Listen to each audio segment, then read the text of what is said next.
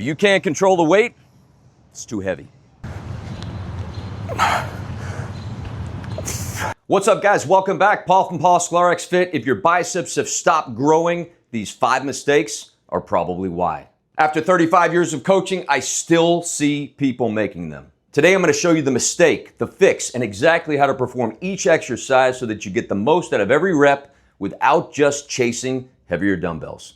Mistake number 1, swinging the weight. The first mistake is to turn every curl into a full body exercise. Reduce the weight, keep your elbows pinned, brace your core, and do every rep with control. If you can't take it down slowly, you're probably lifting too much weight. Make sure that your palms are fully facing forward so that there's no rotation when you curl. Pin them in, brace the core, chest high, and curl with control. This is just a lot of swinging with very little isolating. So swinging is one of the biggest mistakes that I see people do on a regular basis. Mistake number 2, only using one grip. If every grip looks the same, you are missing training stimulus. One of my favorite curls for building big arms, the hammer curl. So if this one's not in your arsenal, you are definitely missing out. This curl also works the brachialis and the forearm. The brachialis helps to push the biceps nice and high, creating a much larger looking biceps and an overall larger looking arm. Performed the same exact way as the standard curl, locked in, lats against triceps, triceps against lats, steady, just like this. You want to concentrate on pulling from the biceps, and you don't really have to do that much more. So if I pull from the biceps and I keep a nice tight grip, I'm going to get a fantastic curl. Everything is going to work, including the biceps, which you do have to think about. So I'm thinking about squeezing from the biceps. I'm not using any momentum, and I'm making sure that there's a full contraction throughout the entire exercise. Mistake number 3, cutting range of motion short. Many people cut the biceps short to this position and finish before they get to a full contraction or all the way up. So now I've dumped into my shoulder and my biceps isn't contracted at all. I can hold this all day long. A correct full range of motion biceps curl looks like this.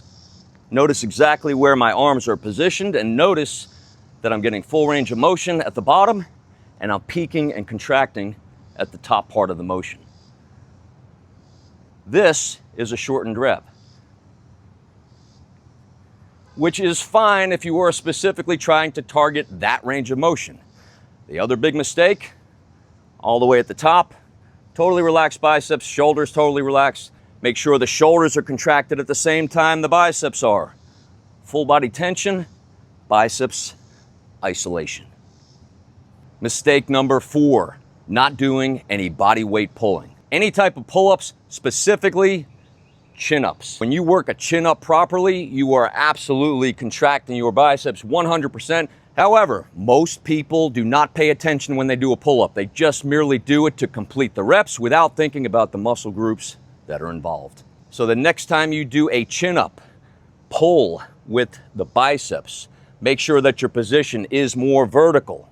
You don't want to be leaning back too far because you get much more back when you lean back during a chin-up. Vertical, squeeze the biceps, lock the abs in, press against the lat, and you'll get a great rep. And finally, mistake number 5, the oldest one in the book, going too heavy. If you go too heavy, every other muscle is going to work other than the one that you're trying to grow.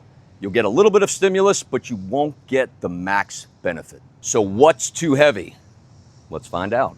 These are 50-pound dumbbells. Let's see if this is too heavy. Absolutely. So I got it about halfway up, started to lean back. Watch this. And this is what I see most people do with heavier weights. And bring it to the top. So I can control it on the way down, the eccentric motion, which is great. So if I want to take a curl with a much heavier weight and concentrate on the eccentric, or the portion where your muscle's contracting and stretching at the same time, I can swing it up. So I can swing it to there and then control. And that may help me lift a lot heavier the next time. Now, I am going to give a 5B because I think it's important. Elbow position. Most people get the elbow position absolutely wrong. Where do you position your elbows for the best possible curl? Now, is there a perfect elbow position? It's going to be different for everyone. However, I do think there is a position where you will get the most benefit and the most growth. And that position is not back here to curl. It's not way out here to curl. It is somewhere right in between after locking your lats against your upper arm. The elbow is slightly forward than the center line of your shoulder. And from this position, I'm going to get a phenomenal contraction all the way through. Maintain the same exact position for the other side. Very little rocking, no swinging. And again, you may get to a point where you need to give a little bit of momentum. That's fine. You just don't want to swing wildly, and you want to maintain the same exact elbow position to get the most contraction that you can possibly get. And that goes for most curls. There are curl variations where the elbow is back and you are dragging the weight up towards your chest in a nice linear fashion. I don't do very many of those at all. I lock into the position where I get the most contraction and most bang for my buck. If this saved you years of trial and error on how to build your biceps, please subscribe. I'm on the road to 1 million subscribers. Every week I post practical workouts and videos to help you build muscle and stay athletic, especially after the age of 40.